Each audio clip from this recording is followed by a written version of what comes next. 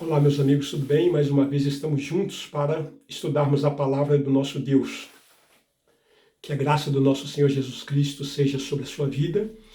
E eu gostaria que você nos acompanhasse no nosso Instagram, Palavra Poderosa Antônio Oliveira, onde ali nós temos diversos estudos para a sua edificação.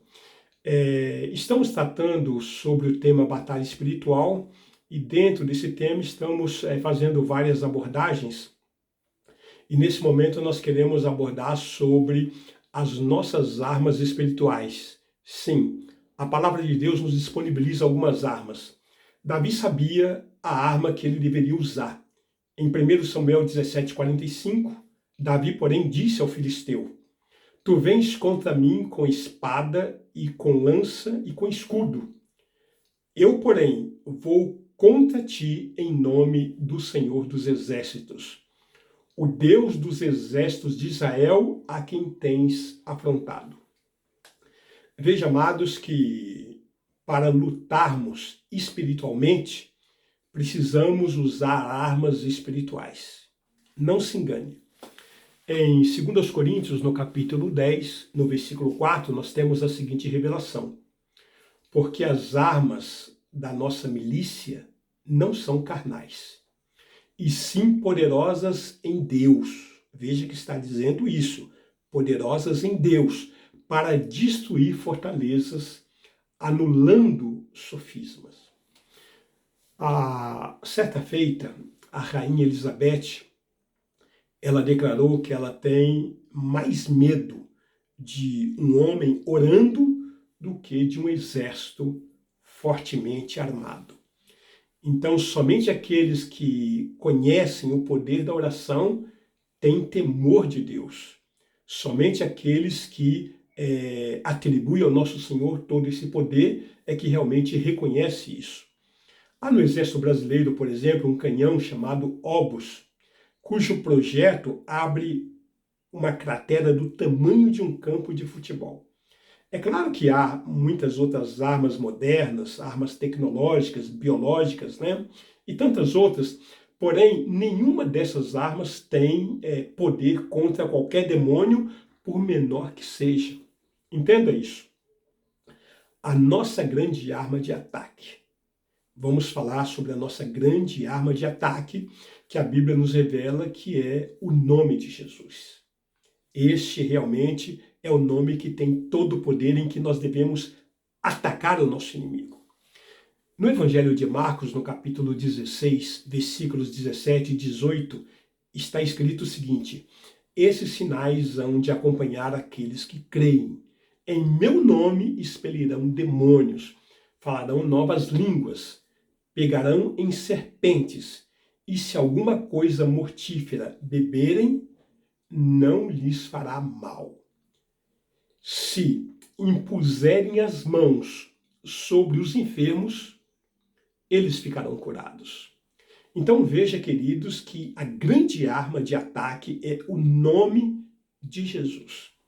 Temos aí uma grande arma de defesa também. A nossa grande arma de defesa, revelada pela palavra do nosso Deus, é o sangue de Jesus Cristo. Note, não se expulsa demônios através do sangue de Jesus. O sangue de Jesus é arma de defesa. Está escrito em Hebreus, no capítulo 9, versículos 18 a 22, o seguinte: pelo que nem a primeira aliança foi sancionada sem sangue, porque, havendo Moisés proclamado todos os mandamentos, segundo a lei, a todo o povo, tomou sangue de bezerros e dos bodes, com água e lã tinta de escarlate. E isso, e aspargiu não só o próprio livro, veja bem o que Moisés estava fazendo ali. Ele aspargiu não só o próprio livro, como também todo o povo, dizendo: este é o sangue da aliança, a qual Deus prescreveu para vós outros. Igualmente também aspergiu com sangue o tabernáculo. Além do tabernáculo, também está escrito que ele aspergiu com sangue todos os utensílios do serviço sagrado. E aí ele continua dizendo: com efeito, quase todas as coisas, segundo a lei, se purificam com sangue. E sem derramamento de sangue não há remissão. Então, note, amados, que se expulsa demônio pelo nome de Jesus, mas o sangue é para a proteção. Nós temos já esse princípio registrado no livro de Êxodo, no capítulo 12, versículo 23, porque o Senhor passará para ferir os egípcios.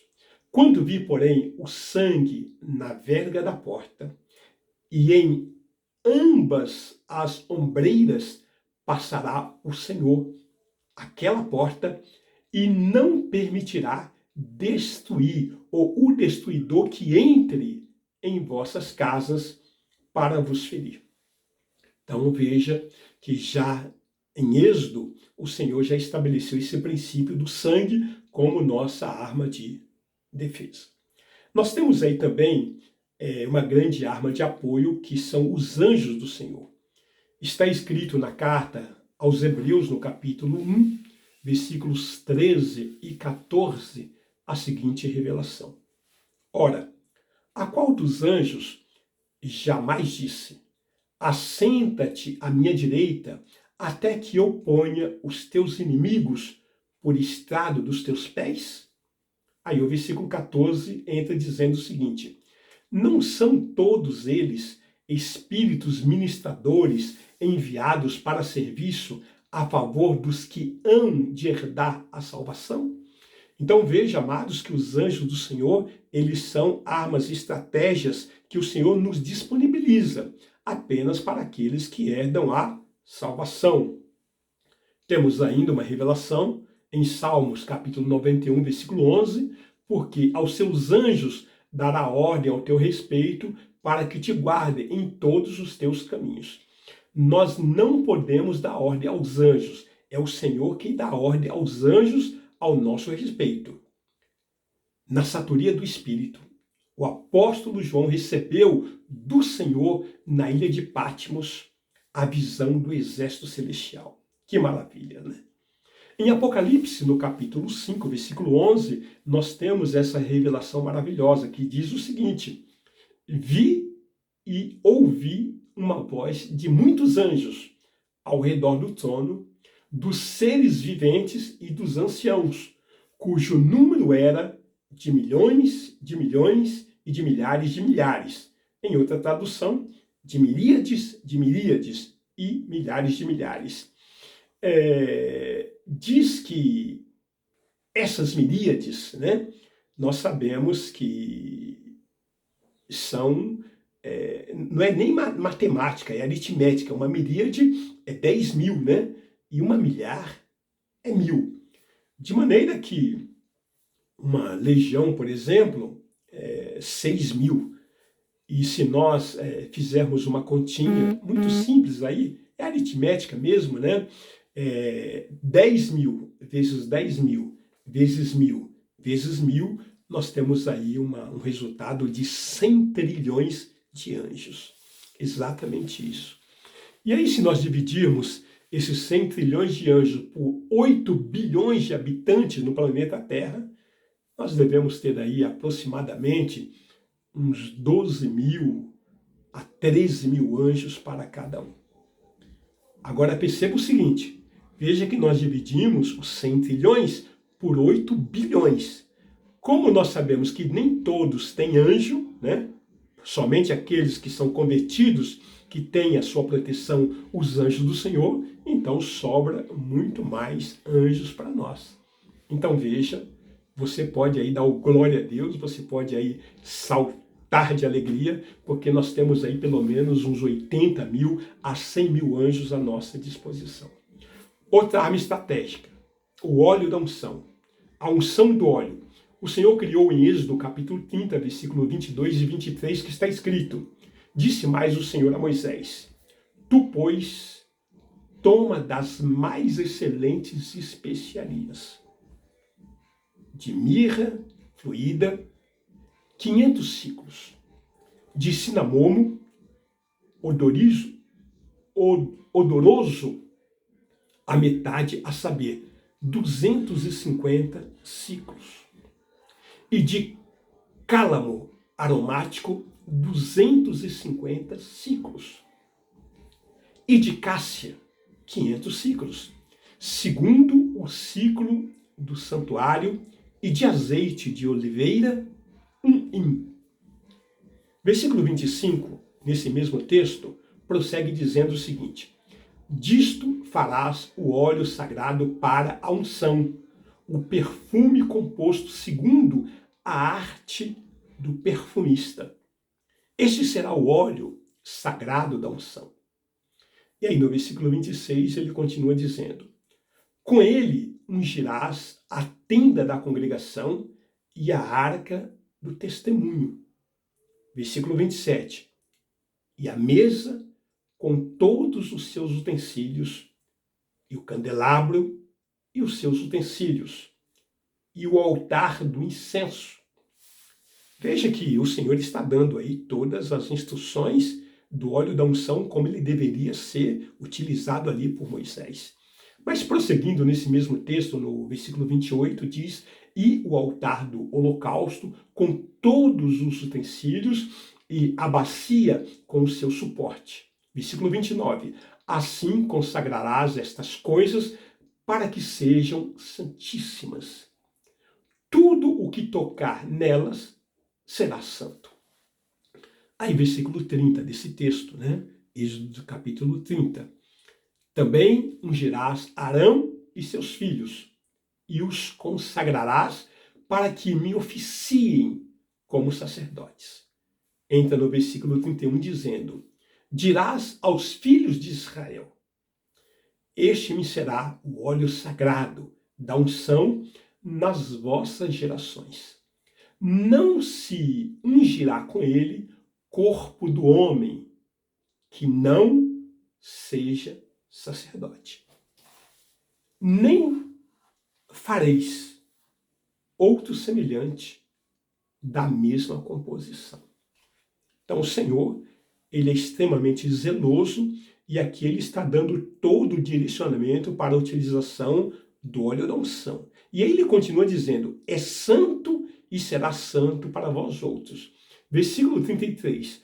Qualquer que compuser óleo igual a este, ou dele puser sobre um estranho, será eliminado do seu povo. Então veja que o Senhor criou o óleo, ali em Êxodo capítulo 30, e com algumas finalidades, evidentemente. Uma das finalidades do óleo da unção é para a santificação. Encontramos em Êxodo capítulo 37, versículo 29, escrito o seguinte: fez também o óleo santo da unção e o incenso aromático, puro, de obra de perfumista. Uma outra utilização ou utilidade do óleo da unção é unção para separação e para consagração.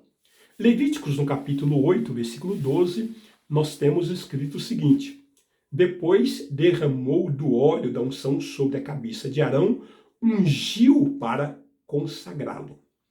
E nós temos ainda uma terceira função, que é o óleo que quebra o jugo. Encontramos no profeta Isaías, no capítulo 10, versículo 27, acontecerá naquele dia que o peso será tirado do teu ombro e o seu jugo do teu pescoço, jugo que será despedaçado por causa da gordura. Paramos por aqui, que Deus abençoe grandemente, e na próxima ministração daremos continuidade a partir desse ponto. Deus abençoe. Amém.